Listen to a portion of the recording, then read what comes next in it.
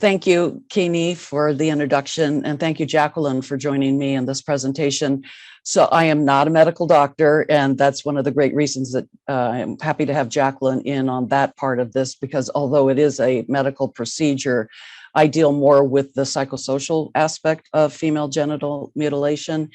And I want to thank you for being here. And as Kini mentioned, a lot of people don't realize the enormity of this population. 200 million females are alive today that have been cut. So that doesn't count how many came before them, because this is a century-old practice. And it's estimated that every 10 or 11 seconds somewhere in the world, a girl is being cut. And a lot of people say to me, why is this your passion? And then I'm going to get into the presentation. And as Kini mentioned, I've been a talk radio host for over 25 years. And when I had a program on National Public Radio, there was a guest that came on, and this is easily in the late 90s, who described to me female genital mutilation, which was news to me. And it's been simmering in the back of my mind. I've been in relationship professionally with that guest ever since. He's actually in the Bay Area. He has an organization that he founded, which was one of the reasons he came on the program so long ago, is about not circumcising boys. And it's called the Attorney's Rights for the Child. And he compares male circumcision to female genital mutilation. And that's another conversation that I don't get in with. They're called intactivists, because I don't see them as the same. They're certainly not performed in the same manner. But to his point, the genital integrity is being cut for no medical reason. Now, there might be other reasons to do it. And one of the things that I mentioned is I have 4 children, 3 of whom are sons, and I had my boys circumcised. Their dad was Jewish. My father had been circumcised. My brothers were circumcised. Their dad was circumcised. So when they came to me and said, and I was like, well, who's better to do it? There was no thought that went into it. Had I have the opportunity, I wouldn't do it. Now I've apologized to my sons to say I didn't know. So that's also one of the reasons that female genital mutilation continues, is because there is some ignorance. This is the way we do things. This is a part of our tradition. This is our culture. This is why we do it. And that's probably one of the hardest reasons why it hasn't been eradicated, and it's growing. In COVID, it created more cutting because people were homebound, and the cutters were knocking door to door because they earn a living cutting. And they would say, have you cut your daughters? Oh, well, here's the opportunity. So that's an unfortunate byproduct of COVID. So I will start sharing my screen now. And again, as Kini mentioned, she's going to monitor the chat. So if you raise your hand or whatever, I won't be able to see it, but she'll let me know. And you're welcome to ask questions at any time. So I'm going to go to here.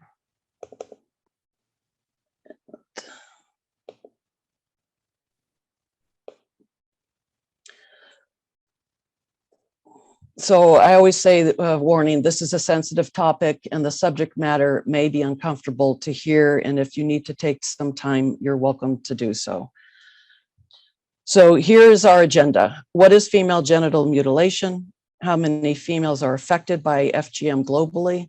Does FGM occur in the United States? And the mandated reporting aspect of this, which Jacqueline, your colleague, will be getting into more in later in the presentation. So here are the medical center's course objectives: to describe female genital mutilation, also known as FGM, and some circles call it female genital circumcision; to recognize the 4 types of FGM; to discuss who is affected by FGM both globally and nationally; recognize the implicit bias among those that have been cut; and describe mandated reporting requirements. So what is FGM? And this is according to UNICEF. FGM involves 4 different types of procedures that remove all or part of a female's external genitalia, and it is not medically or religiously mandated. Why does it exist? So there are various reasons. One is to lessen a female's sexual desires I was on a webinar this morning about FGM in the LGBTQ plus community. And one of the women who had been cut, she said, her mom said, it'll stop you from being rambunctious or wild. It secures her virginity, and a virgin is a more desirable bride in some cultures, and the dowry is higher if you marry a virgin. It's most definitely gender-based violence. Some cultures consider it a rite of passage. And again, it creates a more marriageable female in the communities that cut. So as I mentioned, there are 4 types of FGM. The one on the left is type 1, clitorectomy. And clitorectomy is the partial or total removal of the clitoral glands and or the prepuce and the clitoral hood. And that's number 1. Type 2 is called excision. This is the partial or total removal of the clitoral glands and the labia minora, with or without the removal of the labia majora. Type 3 is called infibulation, and this is the most invasive of them all. This is the narrowing of the vaginal opening through the creation of a covering seal. The seal is formed by cutting and repositioning the labia minora or the labia majora, sometimes through stitching, with or without removal of the clitoral hood and the glands. So they will cut off the clitoris, they cut off the labia minora, they cut off the labia majora, then they stitch it together, which you can see at the bottom too there. And they often bind the girls' legs together. So they wrap their ankles to their thighs in rope so that they don't move. And they leave a small opening, they say about the size of a Q-tip or the eraser on a pencil. And that's for them to urinate and eventually menstruate. And it causes tremendous backup in these girls and then women. And as you might imagine, intercourse is nearly impossible.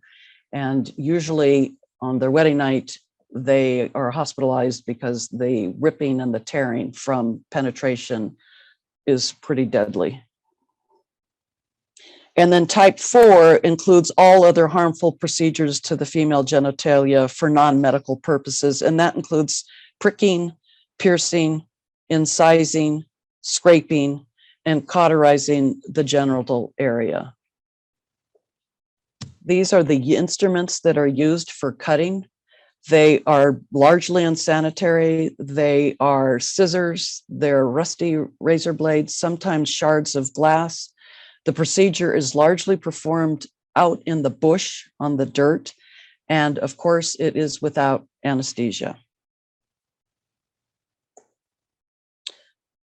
Who is affected and who participates? So usually female genital mutilation is performed on girls from the ages of 6 months to 15 years of age. Again, they consider it a rite of passage, preparing them for womanhood, preparing them for marriage.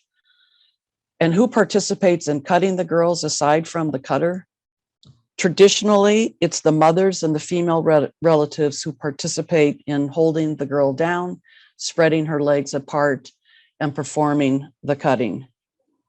I met a woman who was cut, and it was in the bush, and she remembers when they sat on her chest, they opened her legs, they started to cut, and her mother was right there. And as she was screaming in agony and pain, she looked at her mother and she said, "Why aren't you protecting me? You of all people." And so when the procedure was done, she passed out and she came to, and it was over. And her mother came in and offered her some soup because they don't want them to eat because that creates bodily functions. They don't like them to drink very much because that creates urination and that burns and stings. She says, "My mom put the teaspoon of soup to my lips and I spit at it and spit in her face. And I refused to have anything more to do with my mother." So it destroys relationships. And you can imagine the psychological trauma that a young girl goes through, knowing that the very person that brought them into this world is the one that's doing that to them. And I apologize for my emotions. You think I'd get over this, but it's not. So some people say, oh, well, female genital mutilation is religiously mandated. It is not. Nowhere does it exist in the Quran is FGM required. It's not a tenet of the Muslim faith. Here's an imam. He is from Sudan. He lives now in the United States in Virginia. He's called the executive imam, and he denounces female genital mutilation. He's a big proponent of letting people know that, no, this has nothing to do with religion. Here's an organization called Karama. So they are specifically Muslim women attorneys for human rights. They wrote a 28-page paper that was published on February 22nd in 2018. It's entitled Debunking the Myth That Islam Requires Female Circumcision. So Khatan is the term that they use to describe FGM. And the quote is, female Khatan is a harmful practice that lacks a religious mandate or even encouragement. The Quran does not provide a single verse or instance in which female Khatan is mentioned as obligatory or desirable. Where does FGM occur? It exists in 92 countries, in over 92 countries. This is a map of the world, and you can see where the preponderance is the dark green, and that says more than half of the women have had their genitals cut. The top 5 countries where FGM is practiced, Somalia has a 98% cut rate. And what that means is 98% of the girls are cut. Guinea has a 97% cut rate. Djibouti has a 93% cut rate.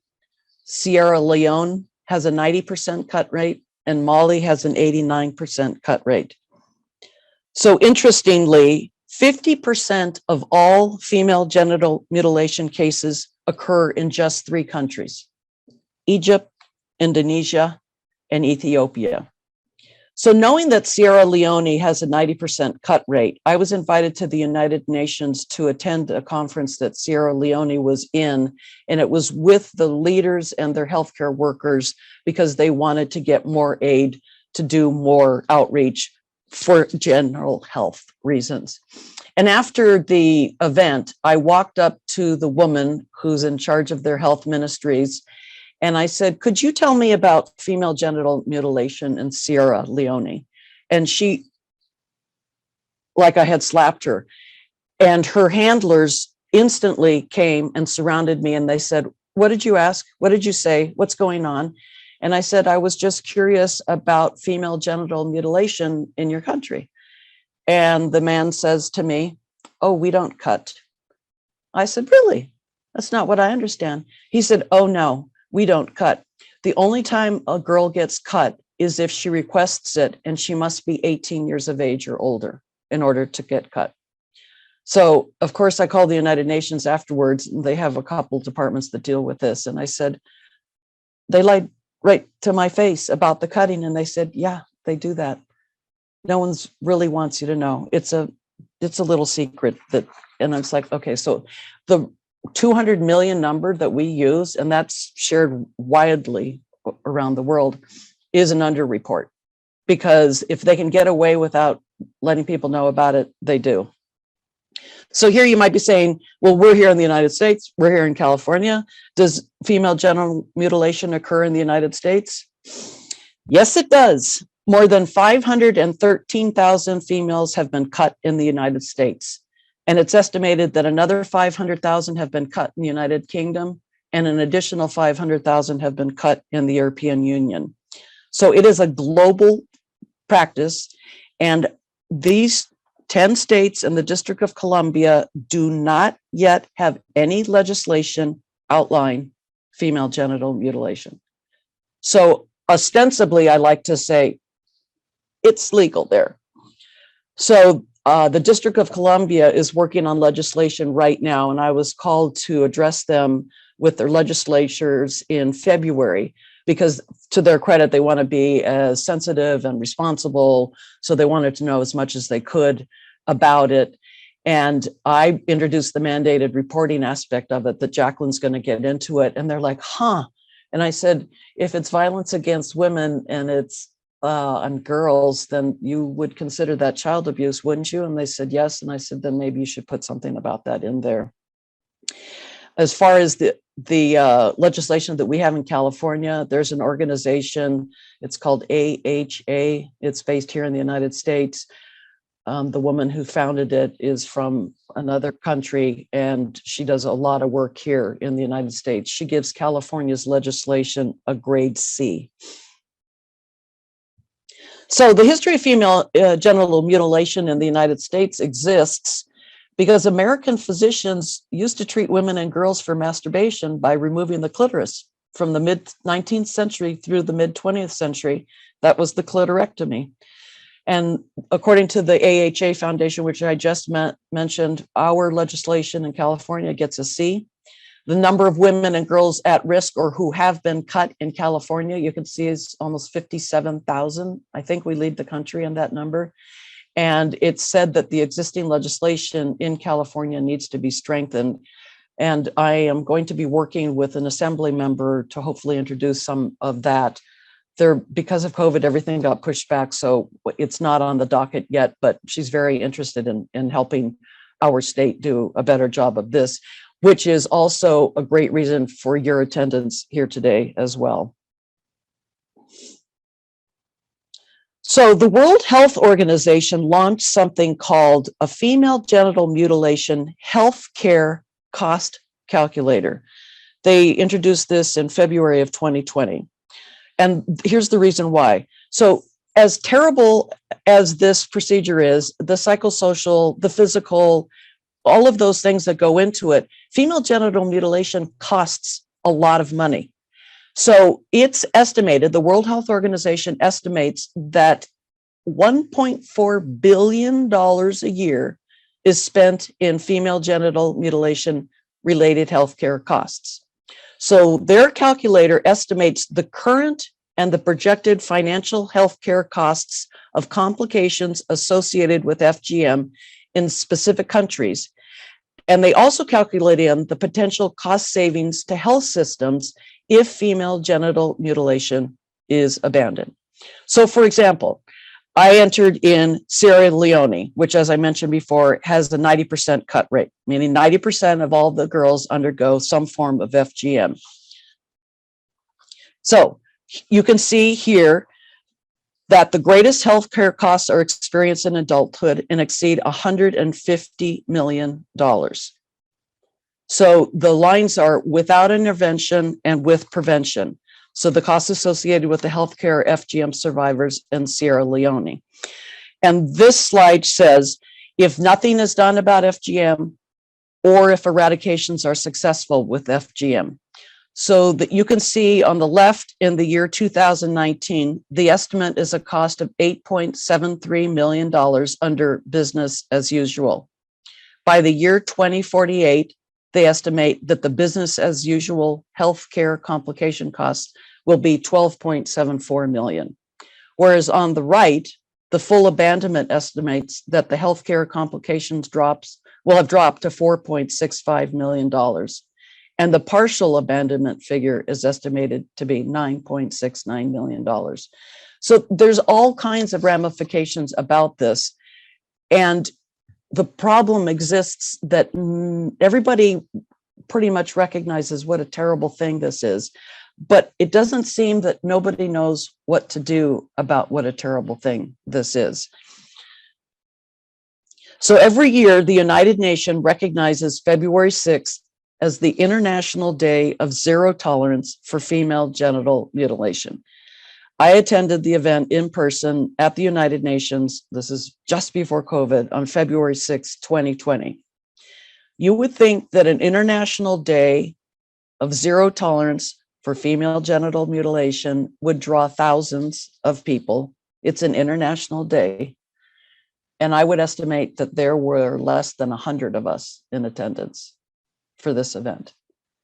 So this is the part and the challenge that I have always to wrap my head around is, if it is as heinous as we know it to be, if it is as pervasive as we know it to be, if it is as damaging as we know it to be, and by the way, there's mortality involved. Some girls bleed to death. when I was at this event in the United Nations, a girl had just bled to death in Egypt right before we convened. What are we doing about it? So here's some good news. There's something called clitoral restoration surgery, or CRS. It was developed by a surgeon from France, Dr. Pierre Folds. And locally in the San Francisco Bay Area, we have Dr. Marcy Bowers. She trained under him, and she is performing the procedures not only here in California and in the United States, but internationally. She traveled to Kenya in 2017, and in 2018, she traveled again to train local surgeons to perform it. The Kenyan program is up and running, and surgeons are available and ready to treat patients. By the way, Dr. Bowers does all her clitoral restoration surgeries for free. She charges for the operating room and anesthesia, but other than that, she doesn't charge a fee. And in 2014, she went to Burkina Faso and taught them how to do it. So the surgical procedure is actually relatively simple and short in duration. It's under 1 hour. Most patients are experiencing improved sensation and a reduction in pain and infection. And many patients have reported being orgasmic for the very first time in their lives after healing from the surgery. According to the World Health Organization, female genital mutilation is a violation of human rights. And this is a global symbol that they've developed that is against female genital mutilation. And so with all the hand wringing that I've done over the decades, I went back to school, and as Keeney mentioned, I got a master's in clinical psychology, and then I got a master's in media psychology, and then I got a PhD in psychology. And my dissertation was on eradicating female genital mutilation. And my data and my results prove that it's possible that we can move the needle on this. And I used media because the emphasis in my PhD was on media psychology to help do so. So that's the good news. But nobody seems to be doing it. So out of frustration, they say, if something needs to be done, why don't you do it? I formed a 501c3 here in California in October of last year. And it's called Stop the Cut Now, Eradicating Female Genital Mutilation. That's the website, stopthecutnow.org. My website is still under construction. I'm just getting the tax exempt status for my corporation, for the foundation. And when that is all up and running, I intend on taking it not only nationally, but globally. Because what is happening is there are organizations out there that are doing the job. And I'll give you an example. I sit on the advisory board of a nonprofit that works with Liberia. The woman who founded it, it's called Global Woman Peace Foundation.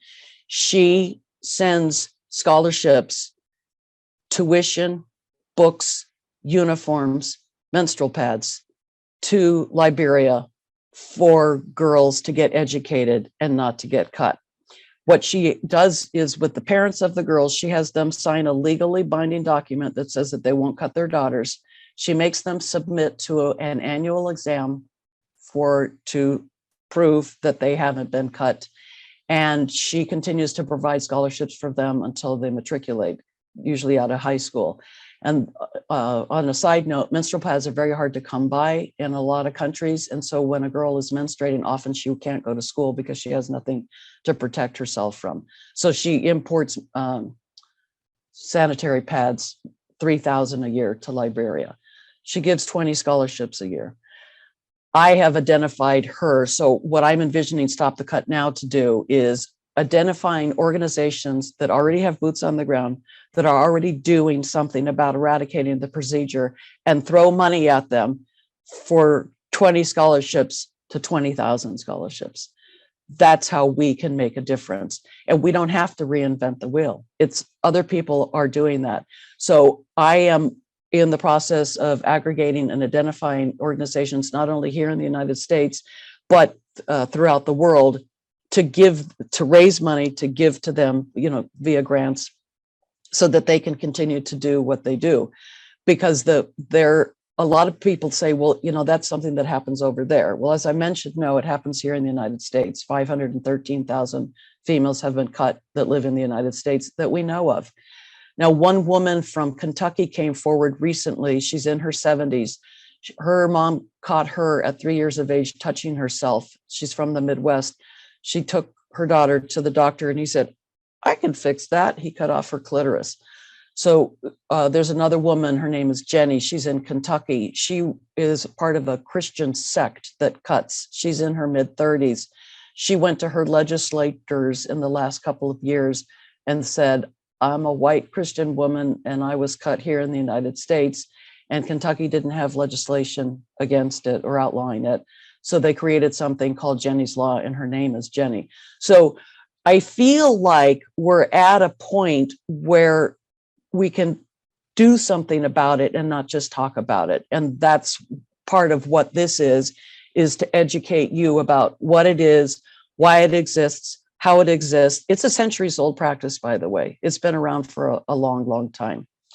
And now I don't know if this is a good time to take a break before we get into Jacqueline's part of the presentation, and or if there's any questions or how you want to proceed.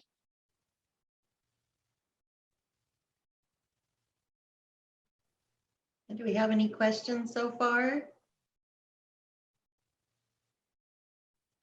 I have a question. Yes. For the restoration surgery, what's involved with that? And is that physician here locally? Is that the Bowers that's down in Ridley? I'll jump in. Yeah. She's in San Francisco, and I am not familiar. The physician, Dr. Bowers, focuses mostly on trans surgeries. Yeah, sexual reassignments, yeah. Sexual reassignment surgeries. And so that's her expertise. And now she has also added the clitoral restoration surgery to it. I've reached out to her. I have not been able to get a hold of her, but so I'm not familiar with exactly what it is, but I know that it's been very successful. Yes. So unbeknownst to me, I didn't realize that the clitoris isn't just that which we see externally. It goes into our bodies, women's bodies. And what I understand is she cuts the scarring around where there once was a clitoris and goes in and pulls it out so that then there's something that's external, not just internal. And again, they say it's fairly uncomplicated and it takes less than an hour. I know a couple of women that have had it, and it's been a game changer for them. That's amazing. Yeah, that's the good news. Anybody else have questions? So are you ready for a break? Pretty heavy topic. Yeah, and I apologize for my emotion. It always surprises me that I still get caught up as a mother, probably more than anything, that I was told when I was working on my dissertation that you're a white Western woman. It's none of your business. It happens over there. How dare you?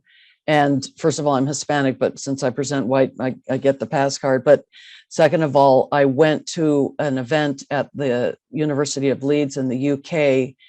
It was April of 2019, and a woman from Somalia spoke about her experience being cut. She was 7, and so she remembers a lot of it. And afterwards, she's written a couple books that are fabulous. I went up to her and I said, I'm getting pushback from Americans because they told me it's none of my business. And she said to me, it's child abuse, Maria. And I don't care if you're purple, do something about it, stop it.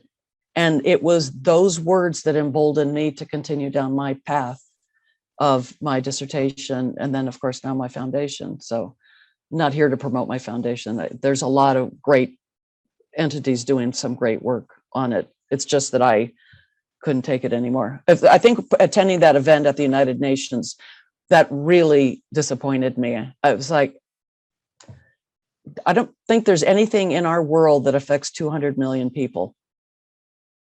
Not malaria, not polio, not dysentery.